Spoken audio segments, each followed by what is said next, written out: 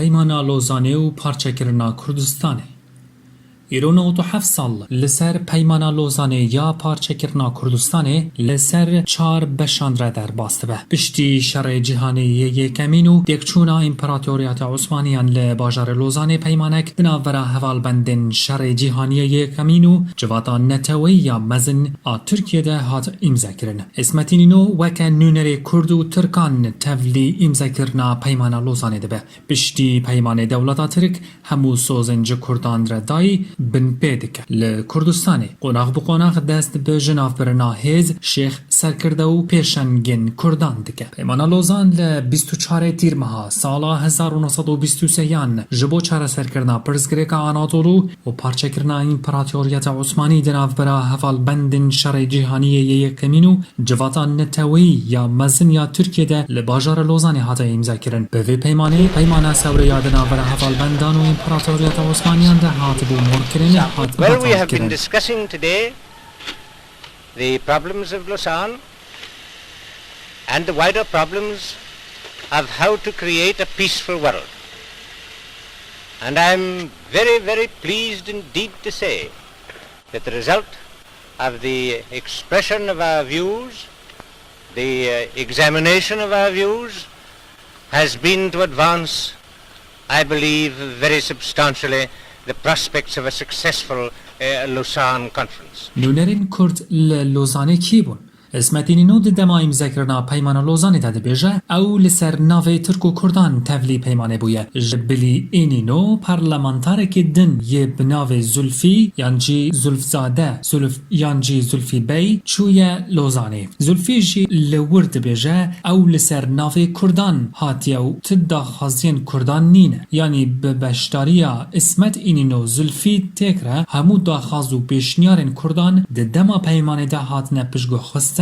Dixalên peymana Lozanê de bi tu awayî navê Kurd û Kurdistanê nehatiye nivîsîn. Peymana Lozanê tevî hin li hevhatinên dewleta Tirkiyeyên din hate temamkirin û Kurdistan di navbera Tirkiye, Sûriye û Iraq û Îranê de hatiye dabaşkirin. Di her beşekê de tevahiya berhemên hebûna gelê Kurd ketin ber talankirin û pişaftina Tirk û Ereb û Farisan.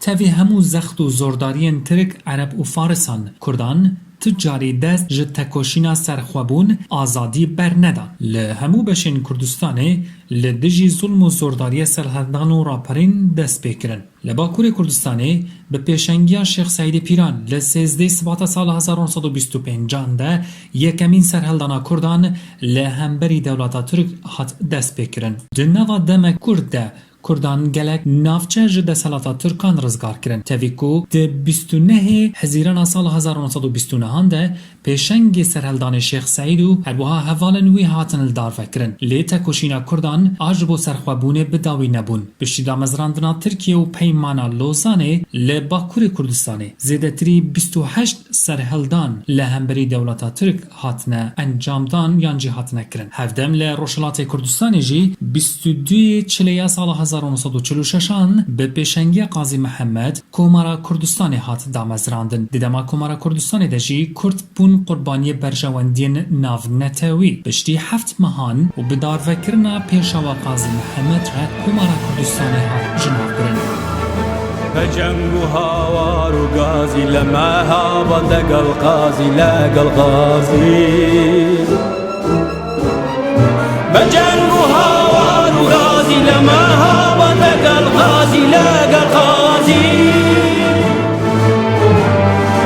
کردستان کمارم دانا برز بوالای سرفرازی Li Başûrê Kurdistanê jî serkirdeyetiya şorişa Kurdî li şorişa Şêx Ebdulselamê Barzan û her wiha şorişa yêkem û duyemiya Barzan heta şorişa Eylûl û Gulan jî heta serheldana sala 1991 hemû tev li dijî zordariya neyarên Kurdan hatine encamdan. her puan tasavvur bikin. Ême milletek û mazlûmên hikûmetî İsraîl xwe hikûmetek.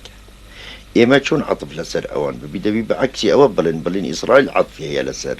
Türkiye hemû sozên di dema damezrandina Komara Tirkiyê de dabûn Kurdan piştgih xistin. Berevajî dest bi ji navbirina Kurdan kirin û bi dehan komkujî li Bakurê Kurdistanê encamdan. Hebûn زمان چاند و فولکلورا کردی لترکیه هاتا قدغه کرن تاوی همو زخت و زورداریان گلی کرد تجاری دست جماف و آزادین خواه برندان تیمی سر تکوشینا خواه بردوان بون نال ریما کردستان جی حکومت و پارلمنتویا که کردی هیا. Well, thank you very much. It's great to be with President Barzani of Kurdistan, and we have اروها لرجوفای کردستان جی ریوبریک کردی هیا و نافچین کردستانی بره. باش ام خیراتنا و حمیادکن لداوی جی دکارن بیجن کو برهمی وان 100 سالان یان جی برهمی خبات و تکوشینا گلی کردستان جبو سرقبون و آزادی او بو کل روژا 25 ایلونا سال 2017 در ریبراتی سروک مسعود بارزانی و سرکردن حزب سیاسین باشور رفراندوم سرقبونی لدار خستن و پیام وان جی او بو همو پیمان نامه نتیجی کردان هاتنه انجام دان و گریدان و جمعان بیتا بطال کرن. هجار حکیم دم کرد.